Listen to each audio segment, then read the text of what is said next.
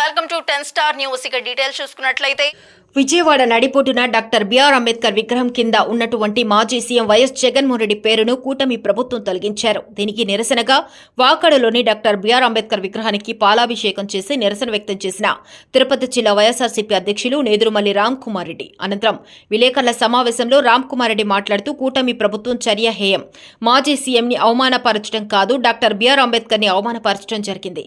ఈ చర్యను తీవ్రంగా ఖండిస్తున్నట్లు తిరుపతి జిల్లా వైఎస్ఆర్సీపీ అధ్యక్షులు నేదురుమల్లి రామ్ కుమార్ రెడ్డి నూతన రాష్ట్ర నడిబొడ్డున విజయవాడలో అత్యంత ప్రతిష్టాత్మకంగా భారతరత్న డాక్టర్ బిఆర్ అంబేద్కర్ విగ్రహాన్ని ప్రారంభించి ఆవిష్కరించిన ఘనత మాజీ ముఖ్యమంత్రి వర్యులు వైఎస్ జగన్మోహన్ రెడ్డికి చెందుతుందని చెప్పారు.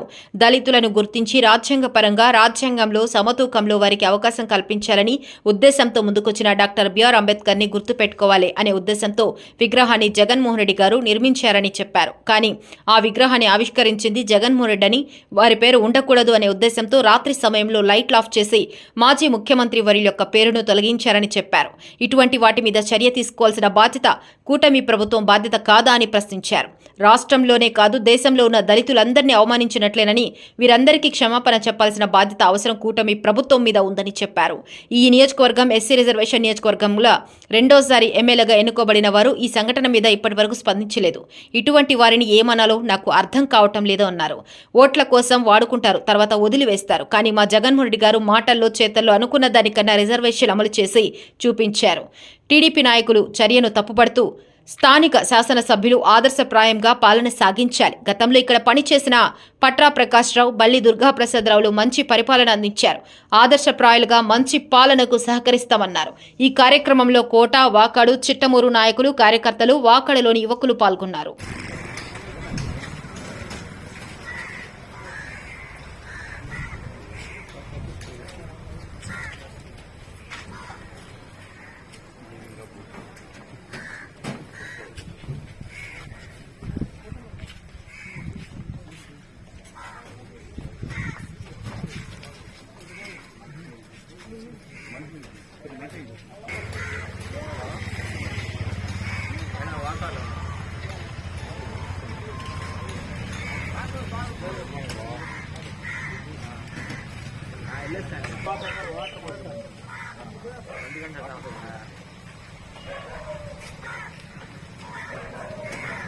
ప్రభుత్వం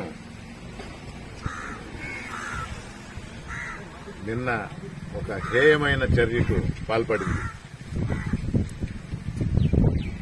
ప్రభుత్వాన్ని ఎందుకు అంటున్నానంటే, నూతన రాష్ట్ర నడిబొడ్డున విజయవాడలో అత్యంత ప్రతిష్టాత్మకంగా ఇది వరకు మనకు లేని మహా శిల్పం భారతరత్న బిఆర్ అంబేద్కర్ గారి రాష్ట్రానికి తలమానికంగా ఉన్న అటువంటి శిల్పాన్ని ప్రారంభించి అన్వీల్ చేయడం కూడా జరిగింది, విగ్రహావిష్కరణ. ఆ ఘనత అప్పటి ముఖ్యమంత్రి వైఎస్ఆర్ కాంగ్రెస్ పార్టీ అధినేత జగన్మోహన్ రెడ్డి గారికి చెందుతుంది.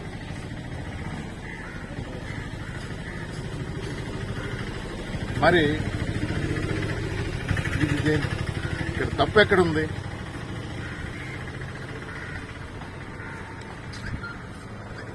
దళితులను గుర్తించి రాజ్యాంగపరంగా రాజ్యాంగంలో సమతూకంలో వారికి అవకాశం కల్పించాలని ముందుకొచ్చిన డాక్టర్ బిఆర్ అంబేద్కర్ గారిని గుర్తుపెట్టుకోవాలని ప్రతిష్టాత్మకంగా కట్టిన ఈ శిల్పాన్ని ఆవిష్కరణ చేసింది జగన్మోహన్ రెడ్డి కాబట్టి ఆయన పేరు ఉండకూడదని లైట్లు ఆపి మరీ దుండగలు దుశ్చర్యకు పాల్పడ్డారు అన్నారు.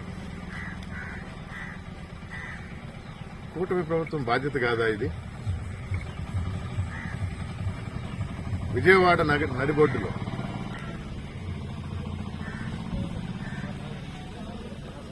రాష్ట్రంలోనే కాదు దేశంలో ఉన్న దళితుల్ని అవమానించినట్టే. క్షమాపణలు చెప్పాల్సిన అవసరం కూటమి ప్రభుత్వం మీద ఉంది. ఈ నియోజకవర్గం రిజర్వ్డ్ కాన్స్టిట్యున్సీగా ఇక్కడ ఎమ్మెల్యేగా రెండోసారి ఎన్నికైన వ్యక్తి ఉన్నారు.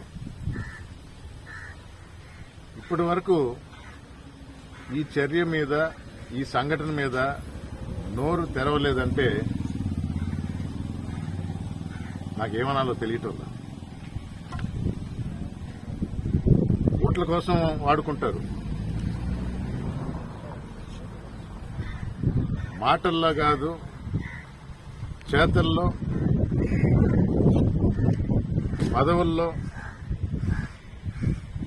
అనుకున్న దానికన్నా ఎక్కువ రిజర్వేషన్ కోటాలో చేసి చూపించింది జగన్మోహన్ రెడ్డి గారు.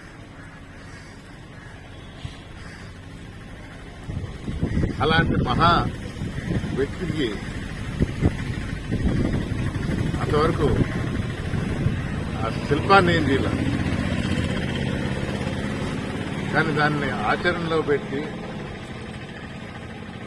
అతనికి పేరు రాకూడదని మీరు ఉన్న శిలాఫలకాన్ని ధ్వంసం చేసినంత మాత్రాన జగన్మోహన్ రెడ్డి గారి పేరు గాని, ఆయన చేసిన మంచి పనులు గాని ప్రజల మనసుల్లోంచి తొలగించలేదు.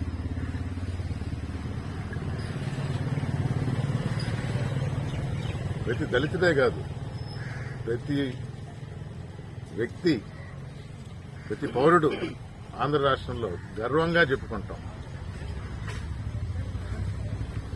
ఆ నగరానికి పోయినప్పుడు ఇదిగో మా భారతరత్న బిఆర్ అంబేద్కర్ గారు. ఈ హేయమైన చర్యను ఖండిస్తున్నాం. ఇది మంచి సంస్కృతి కాదు. మొన్నటికి మొన్న గుంటూరులో సాక్షాత్తు ఒక ఎమ్మెల్యే శిలాఫలకాన్నే పగలగొట్టాడు. ఇది ఎంత దూరం పోతుంది? పెద్దలు ఆలోచించాలి.